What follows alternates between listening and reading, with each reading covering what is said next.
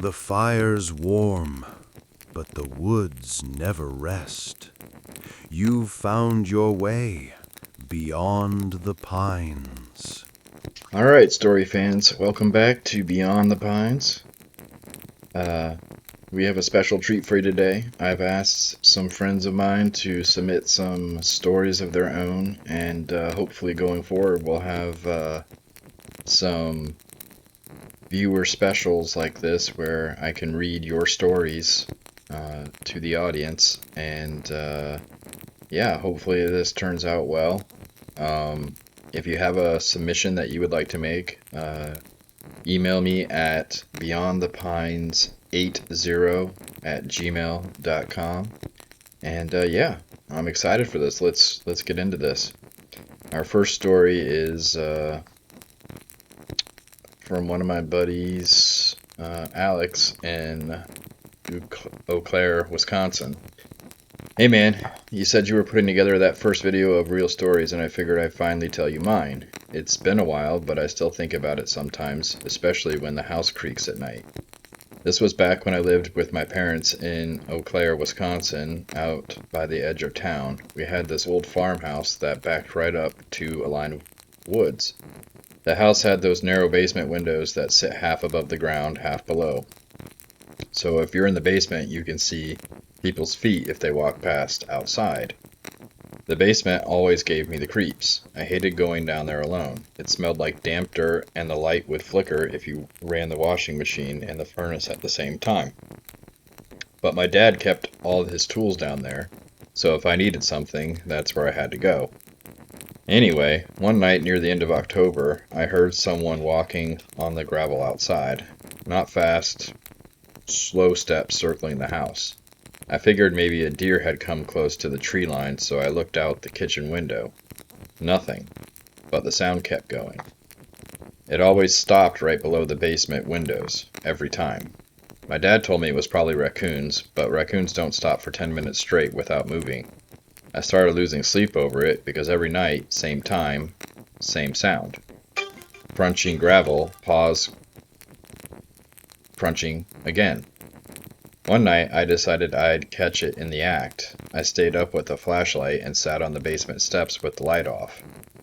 Around 2 in the morning, I heard it start again, the footsteps coming slow around the side of the house. I waited till it sounded like it was right outside the window, then snapped on the light. Something ducked out of view. I only saw part of it. A hand pressed to the glass, pale and thin, fingers too long. I froze. I didn't even yell, just listened. You could hear it scrape the side of the house like it was dragging its nails across the siding. Then silence. The next morning, I went outside and checked. The frost had smeared under the window, but the marks were spaced weird. Too wide for a person's hand, like it had been crawling. A few nights later, I heard breathing. Not outside, through the vent in my floor. You could hear it when the furnace was off, slow and heavy like someone standing under the vent just below my bed. That night, my dad heard it too. He grabbed his shotgun and waited by the basement door. When the noise started again, he threw the door open and flipped on the light. The window on the far wall was cracked open from the outside. The metal latch was bent backward. He swore, slammed it shut, and nailed plywood over it. We didn't talk about it much after that. But 2 nights later, I woke up to something knocking under the floor. 3 slow thumps. I didn't even move, just laid there, counting my heartbeats until sunrise. We moved out not long after that. About a year later, my mom ran into the family who bought the place. She told me that they were remodeling the basement and found a hole right below the same window, about 6 feet deep, going under the foundation. They said it wasn't dug with a shovel. No clean edges, no tool marks, just claw marks in the dirt. That house got torn down a few years ago. There's a new one there now, but sometimes I drive by that road at night and I swear I can still see the shape standing by where the basement window used to be. Anyway, that's my story. Well, thanks, Alex. I really appreciate that. Alright, so let's get on to the next. Alright, here we have story number 2. This one is submitted by Ryan from Ely, Minnesota. Hey man, you said you were collecting stories for your video. I wasn't going to send this at first because it still freaks me out even when I think about it. But screw it. If anyone's going to get it, it's you. This happened about 5 years ago in northern Minnesota near Ely. I go up there to camp and fish with my cousin every summer, usually around early June when it's still cool enough that the bugs aren't bad. We were about 10 miles off the main road, camped near one of those small lakes that don't even show up on a Google map. Just the two of us, a tent, and my cousin's old Chevy parked off a dirt path. Second night, right after dinner, we started hearing something out past the tree line. Not twig snapping, not a deer, it was heavy, like something big shifting its weight. We killed the fire and listened. Nothing for a few minutes. Then this low growl, so deep that you felt it in your chest. We figured it was a bear. We made some noise, hit the flashlight beam across the trees. Nothing. But the sound stopped, and that almost made it worse. We decided to keep the fire going all night, just in case. I tried to sleep, but every time I started to drift off, I'd hear that same crunching sound, slow steps circling the tent. It felt like it was testing us, seeing what we'd do. Around 3 in the morning, I couldn't take it anymore. I unzipped the flap and shined the flashlight toward the sound. The beam caught eyes. Not animal eyes, too high off the ground. The reflection was a dull orange color, and when I moved the light, the eyes didn't blink or flinch. They just stayed locked on me. I yelled for my cousin, and by the time he got the shotgun out, the thing had stepped back into the trees.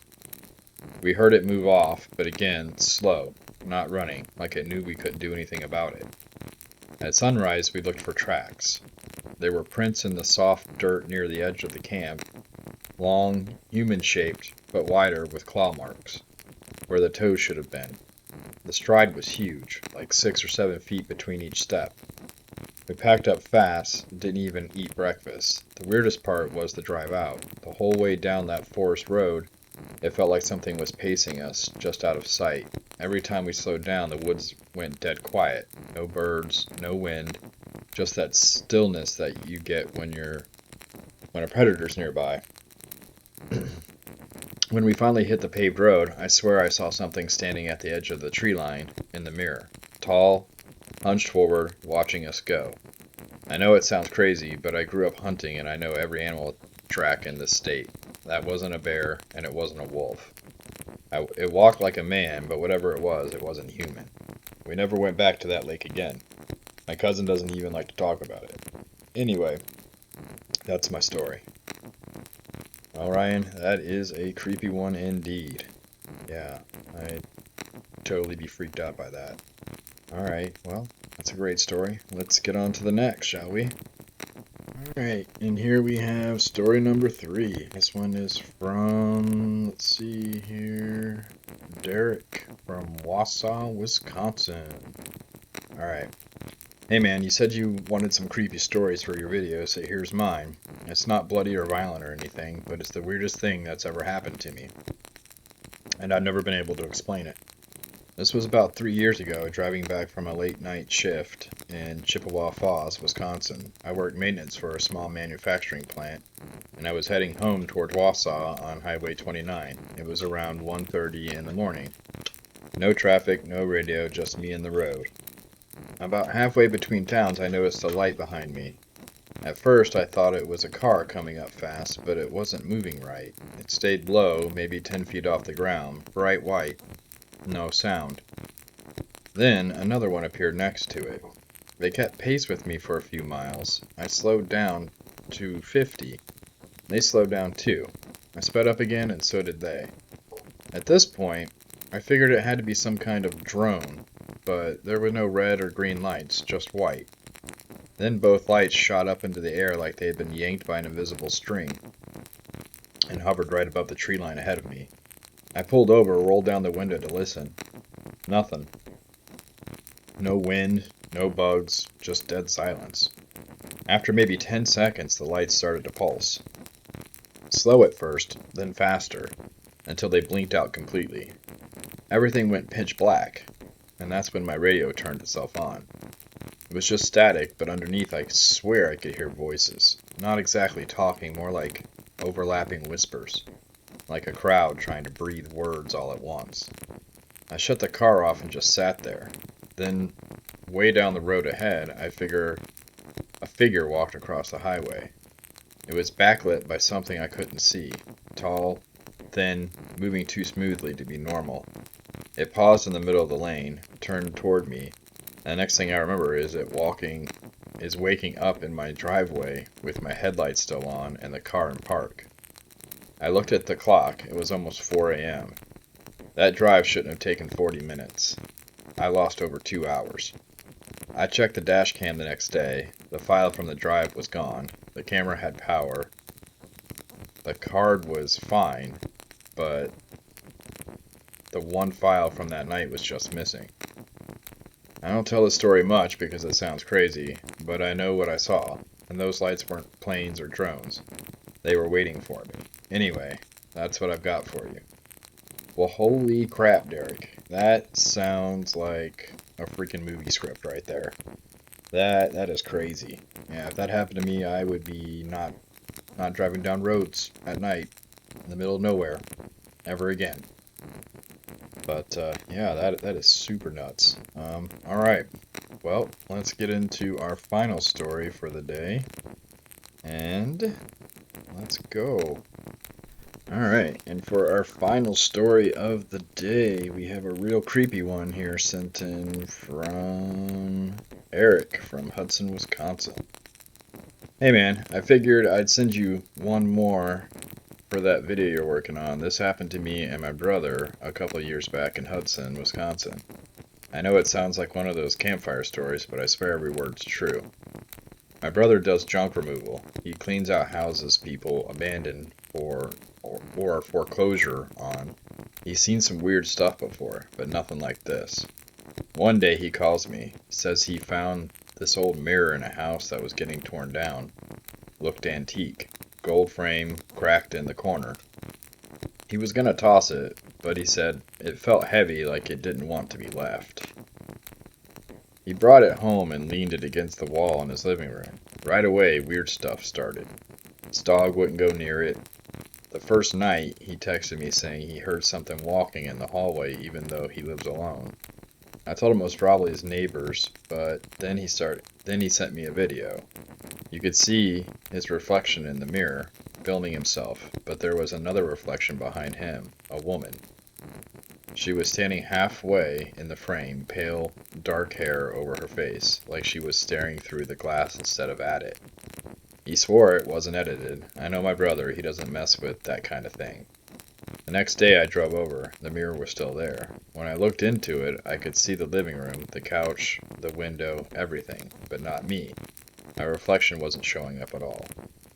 Just the room behind me. We both freaked out. He tried to move the mirror outside, but it felt heavier than before, like something was holding it down. That night he called again, said he woke up to the sound of glass cracking. When he went out to check, the mirror wasn't against the wall anymore. It was facing the couch, propped perfectly upright. He didn't even own a stand for it. He broke it with a hammer the next morning, said it shattered into dust, not shards. Then he left the house for a few hours to calm down. When he came back, there were muddy footprints on the carpet leading from where the mirror had been to his bedroom door. Just one set, bare feet, and the door was closed from the inside. He sold the place a few months later. I helped him move, and when he loaded the last box into the truck, I looked up at his old bedroom window, and I swear there was a face in the glass. It looked just like the woman from the video. Anyway, that's all I've got. You can use it if you want, but please don't say our last names.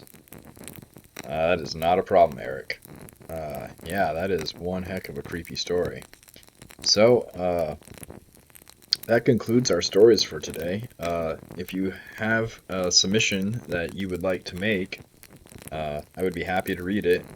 Remember, the email address for the site is beyondthepines80@gmail.com, and have a wonderfully creepy day.